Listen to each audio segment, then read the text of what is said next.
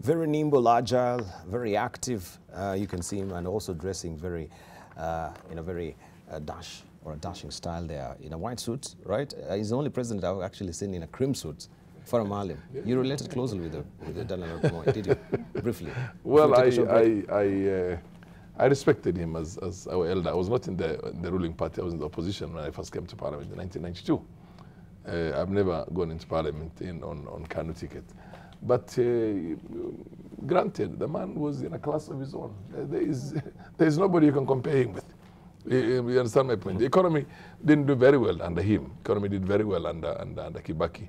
But with the kind of things he has to shuffle, you know, multipartyism, the Cold War, the relationship between the capitalists and the socialists and the African third world countries. I mean, he literally navigated through that and protected the interests of the country. I remember one time when the Americans were very tough on him. He made a trip to Iran. He made a trip to Iran. So he really knew how to. He was not these leaders who kowtow to the West and the rest of them, and who basically go out there. Mr. Speaker, you might know, because it was during that time that Kenya survived for 10 years without foreign aid. So in fact, if you say that the economy did better under Kibaki, Kibaki was borrowing money. Moi survived for 10 years because he had refused to allow multi-party system. They stopped aid. If Kenya had continued with that trend of surviving with the minimal foreign aid, probably we would not be talking about our 9 trillion debt that we are talking about today. Actually, it's as a result of his own policies, which, by the way, Kibaki and Moi were close people. You know, this is where sometimes you have to understand these are people who worked together for all those years and were very close friends. It's only at the tail end that both of them wanted to. Kibaki felt that Moi stayed for too long.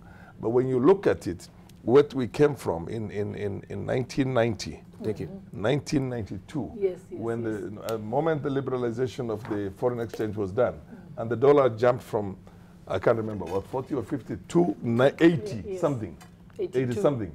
And then there were some things that basically, both of them did a lot of powerful statecraft. Statecraft, including the relationship with the neighboring countries.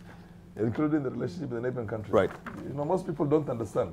But our shilling was saved by and large 95% by the Somali nation when it collapsed there, because all the business came here and all the remittances were coming from all over the world. Thank you. And of course the UN, what do you call, expenditure on the refugee camps and all those things here. Thank you. We need to take a short break. When we circle back, of course, we continue with the conversation.